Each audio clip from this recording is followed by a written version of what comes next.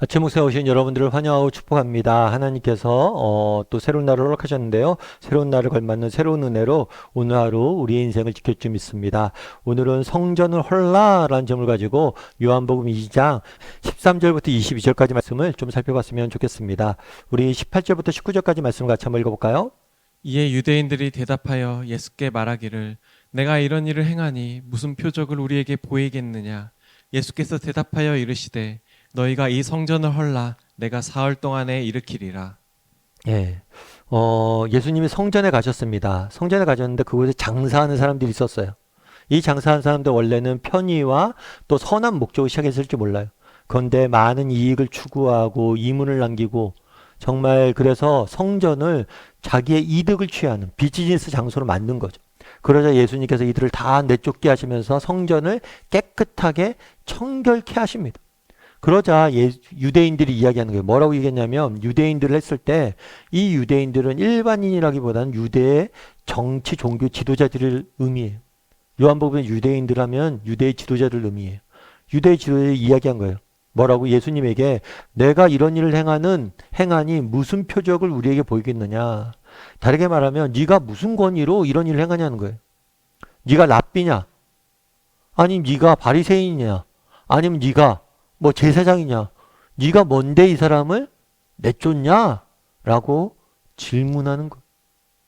근데 되게 이상하게 이게 이상한 일이죠. 그러니까 뭐가 그러냐면 왜 이상하냐면 이런 일을 행하셨잖아요. 이런 일을 행하셨으면 야, 너 왜 이런 일을 행했냐? 너 무엇을 잘못됐다고 생각했기 때문에 이런 일을 행했냐? 그럼 예수님이 이야기할 너희가 이런 식이 잘못됐다라고 이야기할 텐데 잘못을 이야기하지 않아요. 행위. 네가 무슨 권위가 있느냐? 네가 뭔데 이러느냐?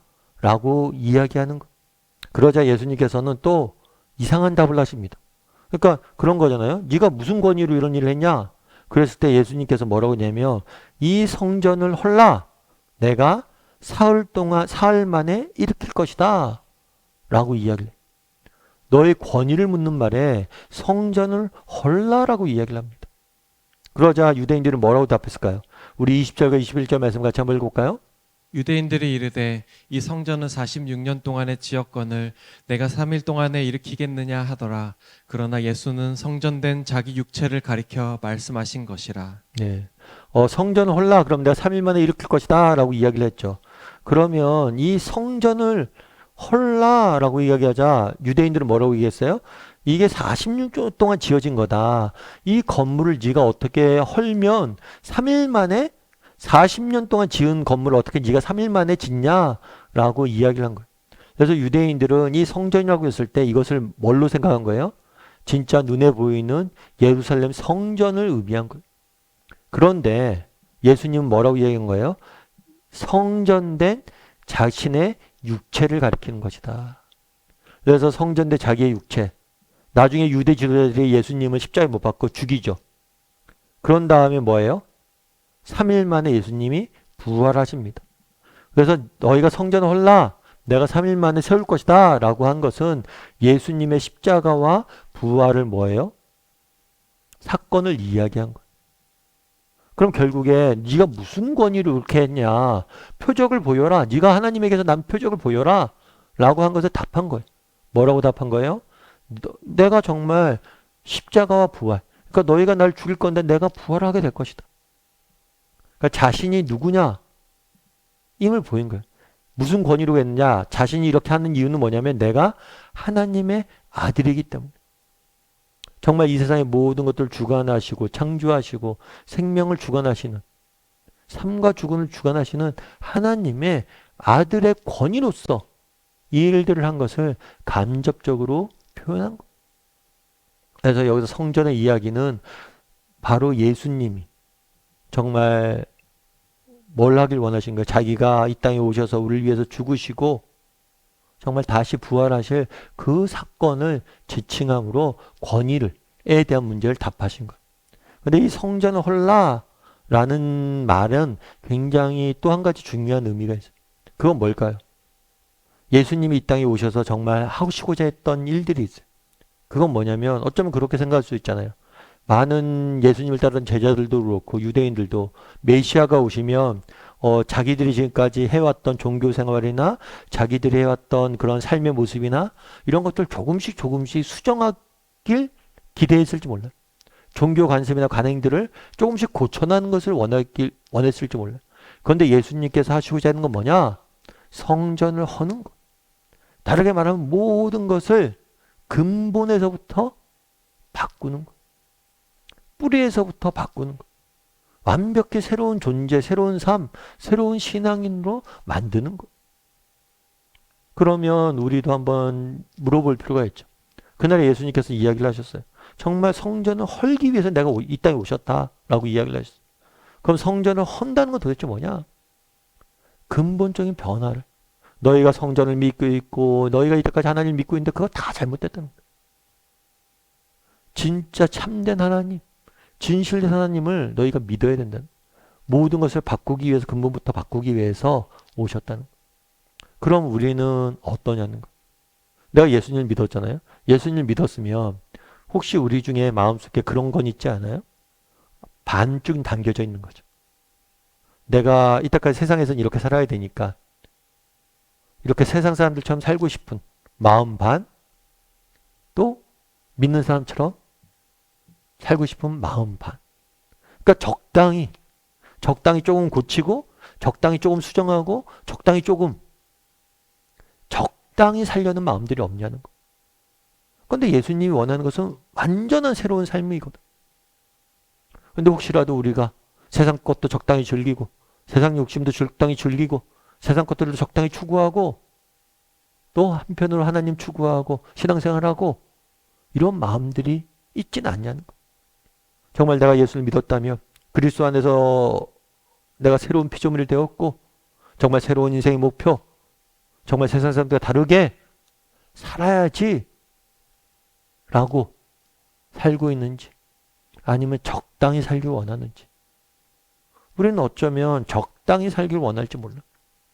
적당히 세상 것도 추구하고 세상 것도 누리고 세상 것도 즐기고 적당히 세상 사람처럼 살면서 적당히 신앙도 갖고.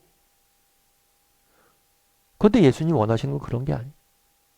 완벽히 뭐 하는 거예요? 성전을 허는 거. 예전에 불의 전차라는 영화가 이제 상영됐던 적이 있어요. 이 불의 전차 같은 영화는 실화를 영화한 거예요. 여기에 있는 두 주인공이 등장을 합니다. 이 두 주인공은 누구냐면 파리올림픽 때 1924년 파리올림픽 때 육상 선수로 출전했던 영국 선수들이 영국 육상 대표였어요. 근데 그 중에 한 명이 누구냐면 에릭 리들이라는 사람이 있었어요. 이 사람 같은 경우에는 100m 우승 후보였어요. 그래서 정말 예선전을 치르고 모든 면에서 정말 그 전에 올림픽 가기 전까지 야, 이 사람은 100m에 저기가 될 것이다. 금메달 따올 것이다. 그래서 영국 국왕도 그렇고 다 뭘 한 거냐면 이 사람에 대해 관심이 컸던 거예요. 근데 이상하게 된 게 일이 어떻게 됐냐면 올림픽에 왔는데 100m 결승전이 언제 열리냐면 주일날 열린 거예요. 일요일날 열린 거예요. 그래서 이 사람이 거부를 합니다. 나는 주일날 경기에 뛸 수 없다. 왜냐하면 나는 독실한 기독교인이기 때문에 주일날 하나님 앞에 온전히 예배드려야 된다. 내가 달리는 이유는 메달을 따기 위한 게 아니다. 하나님의 영광을 위해서 따기 위함인데 내가 어떻게 주일날 이 경기를 할 수 있느냐? 라고 거부를 해. 물론 주일날 우리가 부득이하게 일하는 것 자체가 기독교가 반대하지 않습니다. 주일날에도 여러분 버스 운전하는 사람도 있어야죠. 주일날 소방관도 근무면 일해야 되죠. 정말 주일날 필요한 일들은 해야 돼요. 그럼에도 불구하고 이 사람은 자신의 신앙 안에서 결심을 한 거예요. 내가 달리는 목적은 주님의 영광을 위해서인데 내가 주일날 예배 드리지 않고 예배 시간에 경기를 하는 것은 합당하지 않는다고 내가 거부를 해. 어떻게 보면 되게 뭐예요? 어리석은 일일 수 있죠. 그럼에도 불구하고 자기의 신앙을 분명히 거부를 합니다. 그래서 황태자까지 와서 말려요. 그래서 이로 인해서 비판도 많이 받아요. 그래서 뜻을 굽히지 않습니다. 결국에서 이 에릭 리들이 참석하지 못하고 결국에 다른 에브라함이라는 사람이 다른 영국인이 대신 출전해. 감사한 건 그 사람도 대신 출전해서 그 사람이 금메달을 따게 되는 거예요. 결국에 이 사람은 갔는데 100m에 못 뛰었죠. 대신에 어떤 기회가 주어졌냐면 400m에서 달릴 수 있는 기회가 주어졌어요. 그래서 이 400m에 출전했는데 이때 세계 신기록을 세우면서 우승을 하게 된 거예요. 그래서 결국에 영국은 2개의 금메달을 얻게 된 거예요. 그래서 이 2명의 이야기를 쭉 뭐예요? 영화로 만든 거예요. 여러분들은 어떠세요? 정말 주일날 육상 선수에 앞서 얘기했던 것처럼 우리가 율법적으로 주일날은 일을 하면 안 된다. 이런 이야기를 하고자 하는 게 아니에요. 중요한 건 뭐냐면 정말 이 사람은 달리는 것 자체의 목적이 의미가 바뀌어 있다는. 내가 달리는 게 메달을 따고 내 명예를 위해서 하는 게 아니에요. 하나님의 영광을 위해서 난 달리는 거다. 그래서 이 사람 달릴 때도 하늘을 보고 달린다고 그러죠. 저도 이 영화 보면서 참 나라면 이렇게 할 수 있었을까? 이런 생각도 들더라고요. 여러분 그날의 예수님이 성전을 헌다라고 그러죠. 우리가 적당히 신앙생활을 할 때 적당히 할 수 있어요. 적당히 세상 것도 적당히 하나님 것도. 근데 하나님이 우리에게 원하시는 것은 그런 것이 아니라는 거. 우리가 한번 돌아봤으면 좋겠어요. 나는 어떤지. 나는 정말 온전히 하나님을 추구하고 정말 하나님만을 바라보고 하나님만을 위해서 달려가는 사람인지. 정말 성전을 헌 사람인지. 다시 한번 점검하고 그런 시간이 되기를 주님의 이름으로 소원합니다. 우리 함께 기도했으면 좋겠는데요. 기도하실 때 오늘 말씀 기억하면서 기도했으면 좋겠습니다. 오늘 말씀 기억하면서 정말 그날에 예수님께서 성전을 헐라라고 이야기를 합니다. 정말 예수님께서는 그냥 조금 이렇게 바꾸고 조금 이렇게 고치기 위해서 오신 분이 아니세요. 근본적으로 새로운 삶을 우리가 살길 원하십니다. 그럼 우리는 어때요? 우리는 정말 근본적으로 새로운 삶을 살고 있습니까? 우리 마음 가운데 적당히 세상 사람들처럼 살면서 적당히 예수 믿는 참처럼 살면서 이렇게 살아야지. 적당히 예수 믿어야지 이런 마음들이 있지는 않습니까? 다시 한번 돌아보게 도와주시고 예수님이 원하시는 건 그런 게 아니에요. 적당한 게 아니에요. 정말 온전히 하나님을 바라고 온전한 신앙인으로 살기 위해서 노력할 줄 아는 사람이 되게 해달라고 이 시간 목소리로 같이 기도하도록 하겠습니다. 같이 기도하시겠습니다.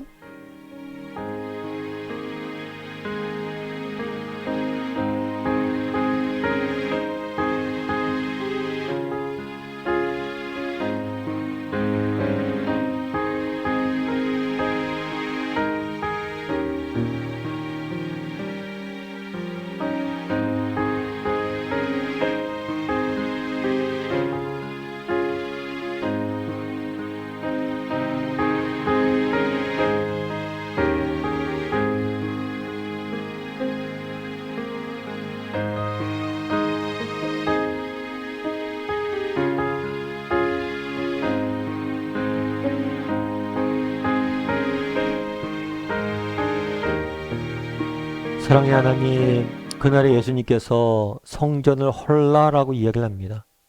그럼 우리는 정말 성전을 헌 사람입니까?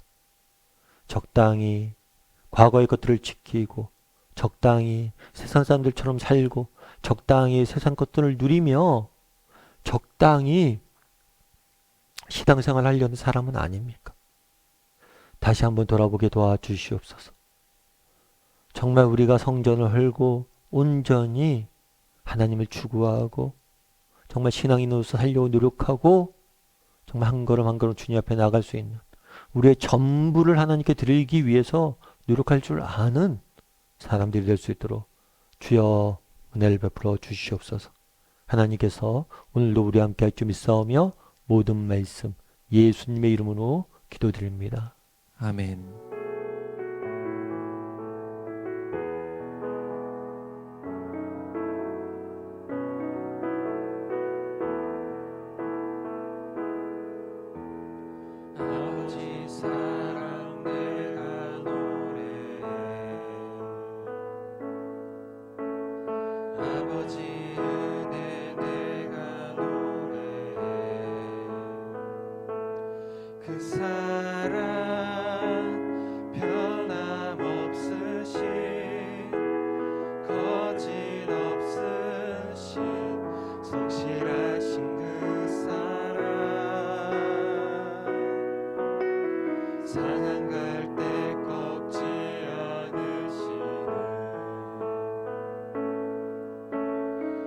꺼져가는 등불 끄지 않네.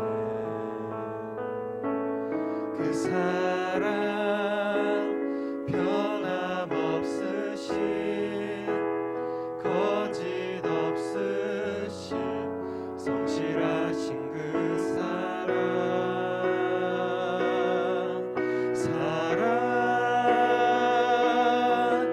그 사랑 날 위해 죽으신 날 위해 다시 사신 예수 그리스도 다시 오실 그 사랑 죽음도 생명도 천사도 하늘의 어떤 권세도 끊을 수 없는 영원한 그 사랑 예수 그 사랑